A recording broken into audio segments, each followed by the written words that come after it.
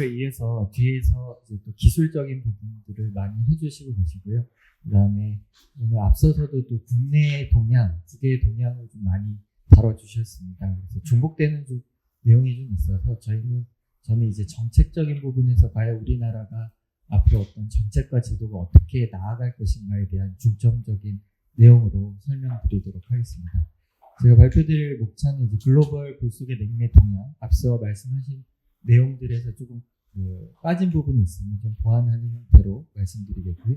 주요국의 감축 정책과 대체 냉매 기술 개발 동향, 마지막으로 우리 향후 온실가스 정책 과제와 우리 냉동 공조 산업계 대응 방안에 대한 중점적인 사항들을 설명드리도록 하겠습니다. 말씀 들으신 것처럼 이 불소라는 게 우리나라에서는 아직까지 굉장히 큰 이슈가 되고 있지는 않았습니다. 7대 온실가스의 본 4가지의 가스가 불소를 담고 있고 NF3가 이제 추가가 되면서 사실 불소는 반도체 업종, 이런 디스플레이 업종에서 또 사용되고 일반적으로 우리가 알고 있는 냉매, 발포, 소화약재로 많이 사용되고 있습니다. 우측에 보신 것처럼 글로벌적으로 보면 전체 온실가스의 온난화 기여도로 봤을 때 약 2% 정도를 차지한다라고 나와 있는데 이건 국가마다 이제 차이가 좀 있는 편이고요. 많은 국가들은 약 5에서 7%, 7, 8%까지도 차지하고 있습니다. 이 오존층 파괴물질 우리가 가장 많이 사용되었던 값싸고 성능 좋았던 CFC 물질이 1950년, 60년대 영국 남극 탐사대가 이제 발견한 오존 홀에 의해서 이제 규제가 가장 먼저 시작이 됐고요. 우리가 알고 있는 이제 탄소 중립 온실가스, 이런 온실가스 감축 대책보다 이 피부암 어떤 인체 유해성이 먼저 제기가 되면서 몬트리올 의정서에서는 전 세계 최초로 유엔의 모든 국가들이 이제 가입하는 형태의 몬트리올 의정서가 채택이 됐고, 이를 통해서 우리가 CFC 11, 12가 이제 사용이 제한이 되면서 HCFC 시대가 열렸습니다. 그래서 앞에서 나왔던 얘기처럼 이제 몬트리올 정서와 키갈리 개정서까지 이어져서 이제는 HFC까지 단계적 감축 정책과 제도가 이어지고 있습니다. 왜 이렇게 우리가 불소에 대한 관심을 좀 가져야 되냐라고 보면 최근 나왔던 논문 중에 몬트리올 의정서와 교토 의정서, 유일하게 이 2가지 제도에서 함께 관리하고 있는 것이 바로 우리나라에서 많이 사용되고 있는 1342, 4102로 대표되는 HFC, 수소 불화탄소입니다. 이 논문에서 얘기하는 것은 그동안 몬트리올 의정서가 교토 의정서에서 1차 공약 기간에서 줄인 것 대비 약 20배 정도의 지구 온난화를 막는 데 기여했다라고 평가를 하고 있습니다. 그만큼 강력한 온실가스였고 이제 오존층 파괴 물질이었던 이러한 할론, 그다음에 불 속의 온실가스들이 이제 사라지는 효과를 볼 수가 있었던 거고, 그만큼 몬트리올 개정서와 키갈리 개정서가 중요하다. 여기에서 이제 우리가 주목할 것은 왜 HFC는 6대 온실가스, 7대 온실가스에 포함되어 있는데 몬트리올 정서에서 다시 한번 개정을 통해서 관리를 할까라는 게 이제 중요한 부분이 되겠습니다. 결국에는 교토 의정서에서 관리하는 HFC는 현재 파리 협정에 따라서 이제 개도국까지도 감축 목표를 수립하고 단기적 감축을 받지만 결국 몬트리올 의정서와 키갈리 개정서는 강제성이 훨씬 더 높다는 데 있습니다. 우리 R22는 이제 2030년 되면 우리나라에서조차도 퇴출이 예약되어 있고 HFC도 온실가스로서 우리나라가 관리를 하고 있지만 이러한 기술의 진보라든가 투자성이 바로 이 키갈리 개정서에 따라서 단기적 감축이 유럽과 미국 선진국들이 이런 정책과 제도, 대체전환 의무화 제도를 만들어내는데 강력한 협약은 바로 키갈리 개정서였다라고 이해해 주시면 되겠습니다.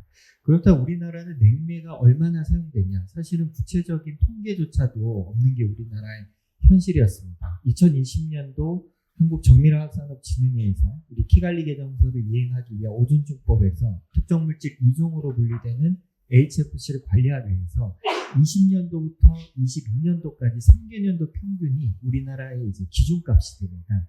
그렇기 때문에 이제 설문조사를 통해서 이제 증빙자를 통해서 이제 받아봤을 때 대략적으로 HFC는 26,000톤, 이 실량톤으로 봤을 때 사용되고 있고, 여기에 이제 지구온난화 지수가 각기 다르기 때문에 적용을 하게 되면 HFC 23, 그 다음에 410A가 우리나라의 기후변화 영향에 가장 큰 영향을 미친다. 결국 HFC 23은 14,800이라는 높은 지구온난화 영향도를 받고 있기 때문이고요. 실량도로 보면 역시 과반은 우리 410A와 134A 양대 산맥으로 사용이 되고 있습니다. 그래서 키갈리 개정서 앞서서 우리 오존층보호법이 만들어져서 R22라고 대표되는 우리 CFC의 물질이 2013년부터 단계적 감축이 이제 되고 있고, 아직까지 우리나라에서 우리가 예상했던 것보다 R22 냉매가 너무 안 올랐습니다. 그러다 보니까 이 효용성 좋고 값싼 냉매가 아직도 우리나라는 보충용 외에 식품용으로 사용되고 있고, 이것이 이제 지구온난화 물질 HFC-마저 2종으로 법이 개정돼서 올해 시행이 됐음에도 불구하고 우리나라는 HCFC 의존도가 냉매나 발포가 꽤 높은 수준입니다. 교토정서가 이제 파리협정으로 이어지면서 2016년도에 파리협정이 나오면서 파리협정에서는 이제 개도국 지위를 갖고 있는 대한민국조차도 이런 온실가스에 대한 목표를 수립하고 2년마다 경년 투명성 보고서를 통해서 이제 제출하고 평가를 받게 됩니다. 개도국 입장에서 이제 BUR이라고 하는 이제 갱신 보고서를 통해서 됐지만, 우리 여기 계신 분 중에서 우리나라가 목표하고 있는 온실가스 40%라는 것을 이제 들어보셨을 텐데, 경영 갱신 보고서 다운받아서 찾아보신 적 잘 없으시죠. 그만큼 개도국 지위에서는 구속력이 없었지만 파리협정에서는 다르다라는 점을 우리는 주목하고 있습니다. 파리협정에서 이제 가장 화두로 내세운 것이 바로 투명성 원칙입니다. 이 투명성이 얼마나 중요하냐면, 이 교토정사 때부터 모든 국가가 국가 온실가스 인벤토리라고 하는 형태의 국제적 합의 IPCC에서 만들어낸 산정 방법, 비교 가능성이 있어야 되겠죠. 그래서 비교 가능한 형태로 배출량을 산정하고 배출량에 대해서 검토를 받게 되는 작업을 받게 되는데요. 이를 넘어서서 이 모든 정보들을 아낌없이 정확하게 투명하게 공개하는 것이 이 파리협정 투명성 체계의 강화된 정책이라고 보시면 되겠습니다. 그래서 이러한 신규 체제는 작년 우리 COP 회의에서 처음으로 우리 전 지구적 이행 점검이 이제 시행이 되는데, 거기에서 2030년까지 40% 목표로 했을 때 2100년까지 지구의 상승 온도를 1.5도 이하로 억제하기 힘들다라는 결론이 주된 내용이었고, 그래서 35년까지는 약 60% 정도 감축이 이루어져야 된다라고 평가된 바 있습니다. 결국에 파리협정은 우리가 제출한 목표를 이행을 평가하고 2년마다 경년 투명성 보고서를 통해서 평가를 받고, 타 국가도 우리 이제 다른 나라에 대한 정책과 감축 이행 조치에 대해서 보고 의견을 낼 수 있는 그런 조항이 있고, 거기에 이제 넘어서 이제 전 지구적 이행 점검을 5년에 한 번씩 통해서 탑다운 상향식 방식과 하향식 방식을 통해서 정말 국가들이 낸 인벤토리 보고서의 감축 이행 정책, 어떻게 보면 서류상 계산상으로 감축되고 있는 것이 지구의 농도가 절대적으로 이제 줄어들고 있는지를 분석해서 정말 인간의 생존을 위한 체계적인 체계가 잡혀 있는 것이 이제 투명성 체계의 주요 내용이 되겠습니다. 우리나라에서는 지금 놀랍게도 이 냉매라고 하는 가장 우리가 많이 사용하고 있는 것으로 알려진 410 냉매가 국가 온실가스 인벤토리 통계에 포함되어 있지 않습니다. 그러다 보니까 우리가 계속 외국에서는 A2L 냉매, 이제 A3 냉매 구분하고 적극적으로 기술도 도입하고 R&D도 적용하고 대체전환 의무화제도 하는데, 우리나라에서는 이 통계의 부재가 가장 정책과 제도를 드라이브하는데 제약사항으로 되고 있습니다.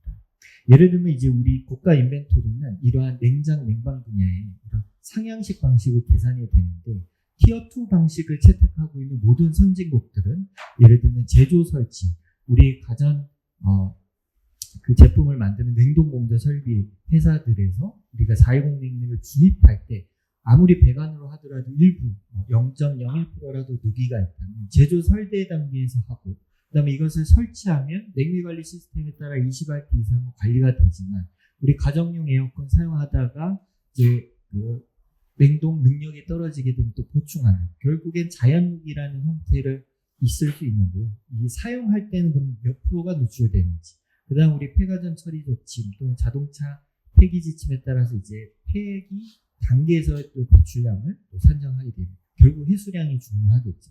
이러한 이제 체계가 있다 보니까 아까 앞서서 들으신 것처럼 외국에서는 어떤 일본에서는 이제 그 회수율을 75%까지 올리겠다 이런 정책들이 나올 수 있고 이 통계가 결국 감축 정책과 이행 수단의 나치판 역할을 해왔는데 그것이 이제 시작된 것이 다 2000년대 초였습니다. 우리나라 이런 난치판들이 지금 부족한 형태가 되겠죠.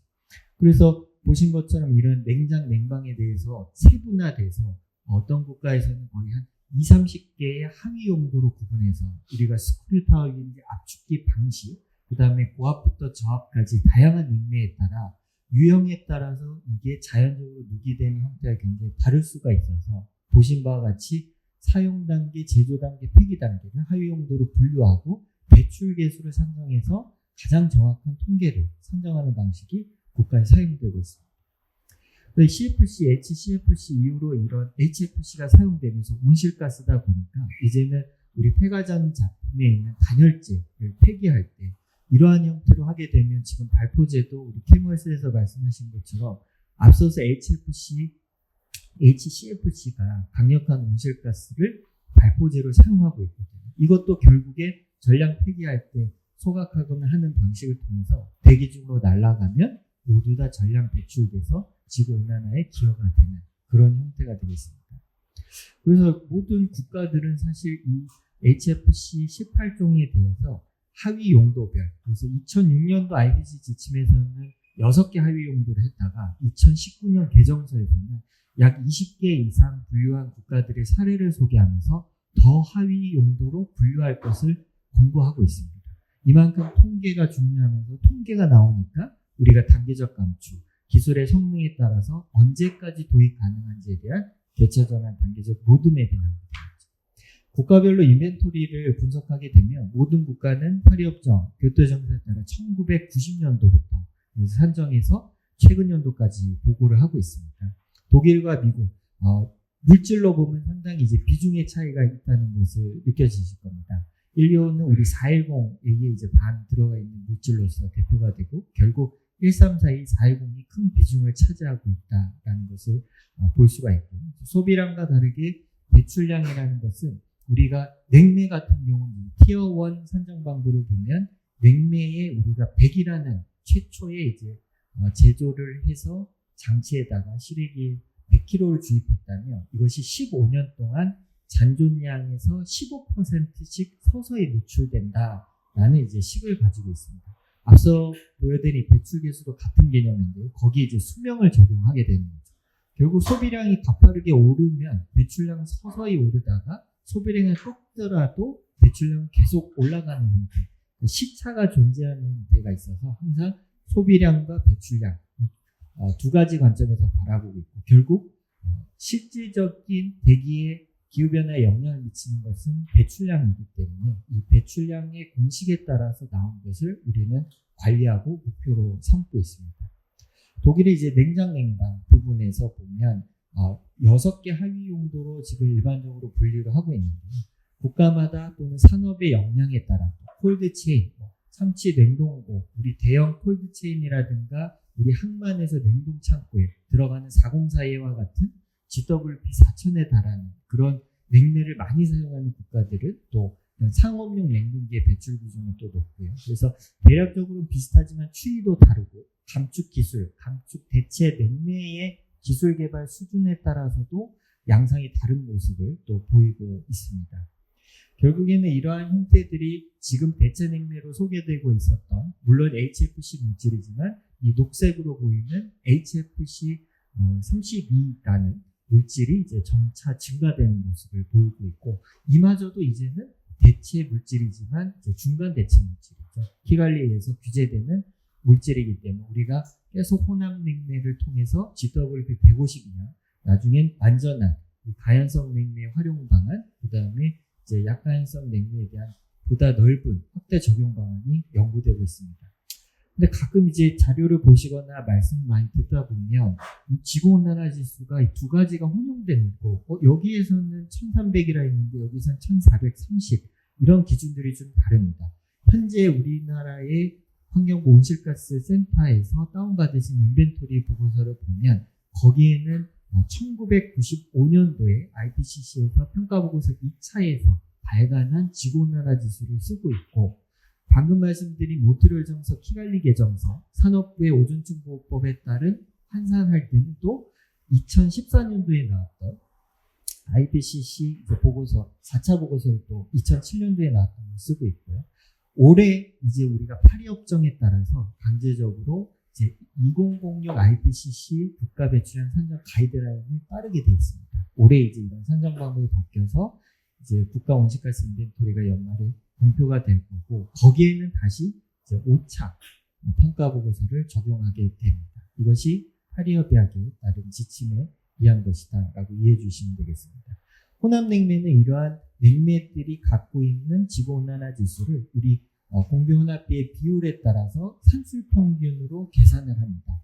그래서 키갈리 개정서 홈페이지 몬트리올 정서에서는 이런 계산을 하게 되어 있고, 소수점까지 적용을 해서 정확하게 산정 사무국에 보고를 하고 있다라고 보시면 되겠고요. 우리 대체냉매 같은 경우 HFO나 탄화수소도 우리가 항상 보면 15 이하다 또는 어떤 데는 5다 이렇게 되어 있는데요. 이제 IPCC 평가 보고서에서 이것을 특정해서 범위로서 제한하기도 하고, 또는 미국에서는 이것에 대한 분명한 이제 값을 가지고 또 스냅에서 GWP를 또 다른 형태로 내기도 합니다. 결국 HFO나 탄화수소는 결국 한 15 이하의 형태로서 이제 낮은 GWP를 갖고 있다, 이렇게 판단이 되고 있습니다.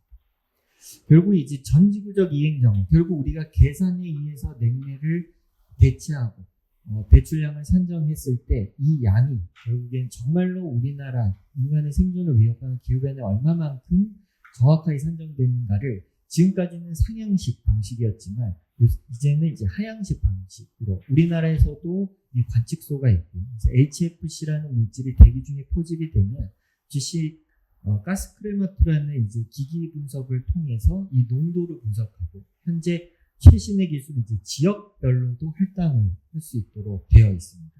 HFC 관측소 현황 보시면 굉장히 많은 전 세계 곳곳에 있고, 우리나라에도 관측소를 갖고 있는 형태고요. 아무래도 이제 유럽과 미국 쪽에 이제 많이 있고, 북반구 쪽에 좀 되어 있는 형태라 아직까지 남반구 쪽에 온실가스 배출량 지역으로 할당하기에는 좀 한계가 있는 부분이 있습니다. 그럼에도 불구하고 이러한 상향식 방식과 하향식 방식은 현재 국가별로 인벤토리 보고서 QAQC 품질 향상을 위해서 관리가 비교가 되고 있고, 전 세계 현재까지 교토정서에서 의무적으로 내는 것은 선진국이었기 때문에 인벤토리 보고서를 비교 분석해 보면 1342가 교토정서에 따라서 낸 인벤토리 보고서는 주황색, 그 다음에 탑다운으로 우리가 관측 위성이라든가 관측소에서 한 것은 이제 보라색으로 표현이 되어 있는데 차이가 나죠. 이것이 바로 우리나라를 포함한 개도국이 배출하는 양이다. 절대적으로 많죠. 인도와 중국이 올해 처음으로 국가 인벤토리 보고서와 경련 투명성 보고서의 형태를 통해서 자기들이 감축하고 있는 노력들을 장별로 분류해서 내고 국가 검토를, 국제 검토를 받게 되는 원년입니다. 우리나라도 마찬가지고요. 그래서 이러한 것들이 이제 정확하게 채워지게 되고, 상향식 방식과 하향식 방식 보면 유럽과 미국은 이미 이 QAQC를 통해서 정밀하게 분석하고 있는데, 이 녹색과 파란색 곡선이 이제 유사하죠. 이것이 결국 이렇게 계산 방식을 다양하게 하위 배출원별로 사용 전 세계 주기 단위별로 했더니 실제 대기 중의 농도와 유사한 형태를 띈다. 결국 이 계산 방식이 적절하다라고 또 판단을 해볼 수가 있겠습니다. 32와 165 거의 유사한 형태를 띠고 있고, 4101과 32가 1342가 정확하게 산정되고 있다라고 볼 수가 있겠죠. 대체전환 의무화 제도는 바로 이러한 국가 인벤토리를 통해서 이러한 이 나침반이 만들어지면 그러면 이것을 어떻게 줄일 것인가 라기 위해서 이제 만들어졌습니다. 아까 우리 키갈리 개정서에 따라서도 단계적 감축이 있지만 무조건적으로 공급을 억제하면 수요만 늘어나는 것을 막지 못하면 공급망 이슈, 대란이 일어날 수가 있겠죠. 그래서 선진국, 주요 국가뿐만 아니라 대부분의 국가에서는 바로 이런 대체전환 의무화 제도를 하고 있습니다. 대체전환 의무화 제도가 왜 필요한가? 규제를 통해서 이것을 산업계의 대체전환을 유도하는 것도 있지만 실제로 키갈리 개정서에서 공급량은 매년 줄어드는 것으로 정해져 있기 때문에 선진국에서는 오히려 기업 지원을 위해서 공급망, 수급의 불균형을 막기 위해서 언제까지 GWP가 높은 물질, 그 다음에 경제성, 그 다음 기술 개발 가능성, 도입 가능성을 분석해서 단계별 로드맵을 짜고 있는 겁니다.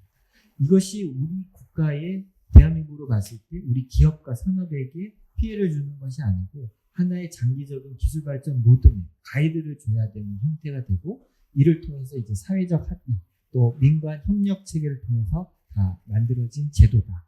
결국 이 제도를 보시면 결국 이 효과를 알 수가 있는데요. 이 오른쪽 그래프에서 보면 유럽도 HCFC를 썼을 시기가 있었죠. 그 피크가 2020년 검은색 회색으로 되어 있는 피크를 찍고 이것을 이제 HFC로 서서히 이제 줄어 나갔습니다.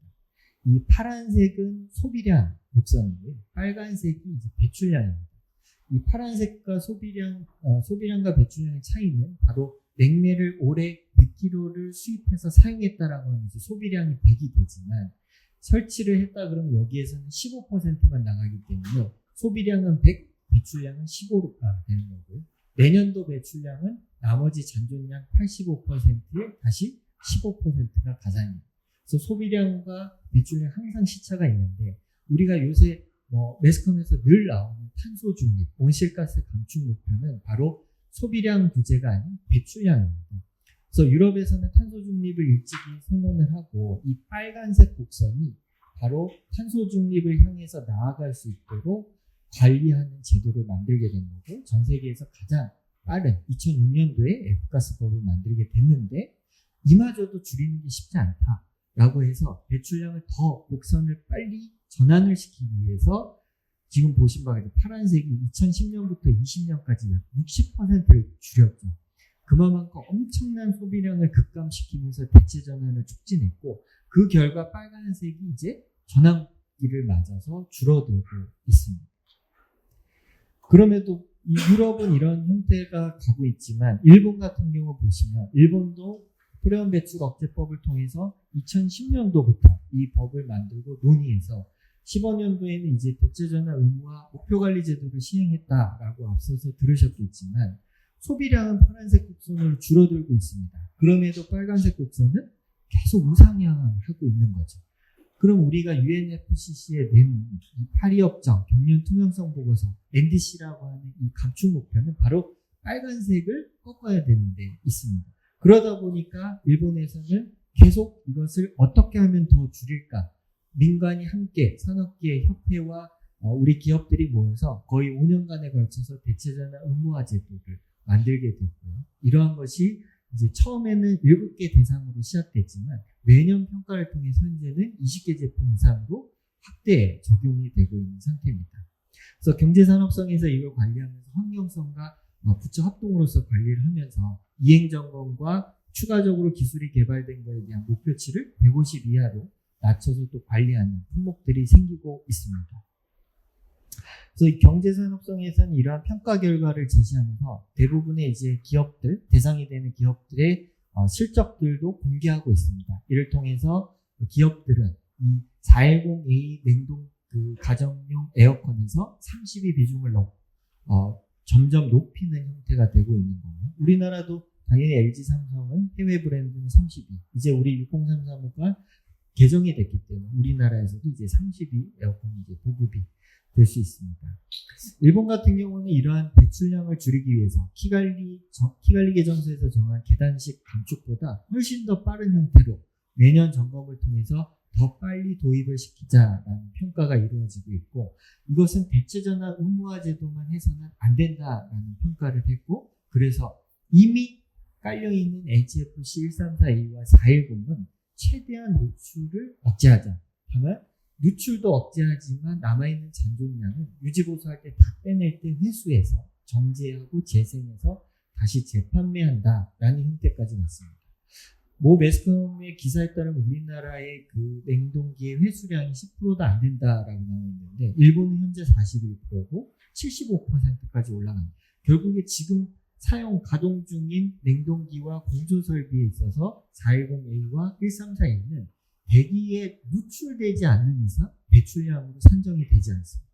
그만큼 이제는 파리협정, 우리가 항상 얘기하는 ESG 경영, 그 다음에 탄소 중립에 있어서는 우리와 같이 이제 공조의 기술자들은 대체전환 기술, 대체 냉매도 있지만 이제는 우리가 H백 관점에서 보면 누출률을 관리하고 어떻게 하면 이 누출 자연 무기가 덜 발생하는 이런 기술도 함께 개발이 되고 있는 것이죠. 미국 같은 경우에는 이 AIMACT법을 만들게 되면서 이 트럼프 정권에서 이게 탈퇴했었다가 바이든 정권이 들어오면서 바로 가입을 했고 사용량 보시면 전망치가 3억 톤, 거기서 3억 5천 톤까지 올라간다고 보고 있는데 하지만 우리는 어렵지만 이 키갈리 개정서 이미 초과됐지만 이 주황색 계단식 감축을 이행하겠다라고 선언을 했습니다. 그래서 전체적으로 우리가 대체 기술과 상용성, 기술 보급 가능성을 갖고 편익 분석까지도 완료를 했는데 지금 상업용 냉동기를 사용하는 암모니아 CO2 가격은 대여섯 배 정도 비싸고 심지어 우리나라는 암모니아에 대해서 독성 때문에 굉장히 안 좋아하는 그런 감정이 있음에도 불구하고 이러한 상업용 냉동기 대체를 했을 때 에너지 효율성으로 봤을 때 편익이 발생한다 이렇게 평가를 하면서 냉매 전환에 대한 드라이브를 걸고 있습니다. 미국도 들으신 바와 같이 AIMACT법을 통해서 이러한 스냅 룰을 가지고 대체 냉매를 평가하고 6개 항목에 대한 평가에서 이 냉매를 사용해도 좋다라는 평가가 이루어지면서 AIMACT법에서는 이제 한번 이제 캘리포니아가 주도했던 대체전환 의무화 제도가 있었지만 연방법조차도 이걸 담아보자 해서 의견 제안을 받았고요. 의견 제안 보시면 우리가 알고 있는 어떤 뭐 발포협회, 산업협회, 암모니아협회 이런 협회들이 자발적으로 우리가 대체전환을 기술전환을 할 수 있는 그런 시점을 보고 관리를 하고 있다라고 보시면 되겠습니다.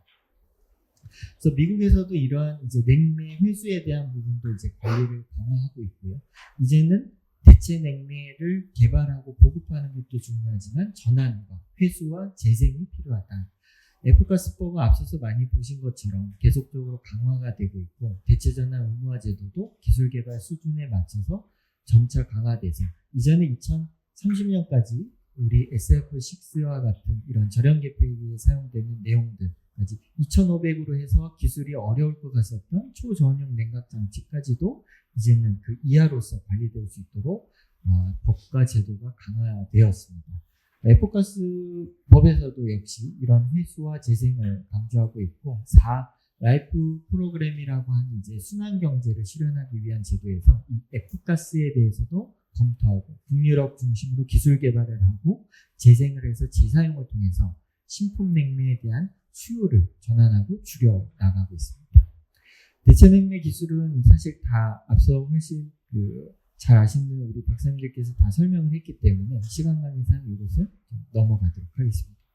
가장 중요한 부분은 바로 우리나라는 앞으로 어떻게 할 것인가, 이런 기술 개발이 어느 정도의 정책과 제도가 우리 기업의 실질적인 어떤 규제로서 다가오고 있는 것이죠.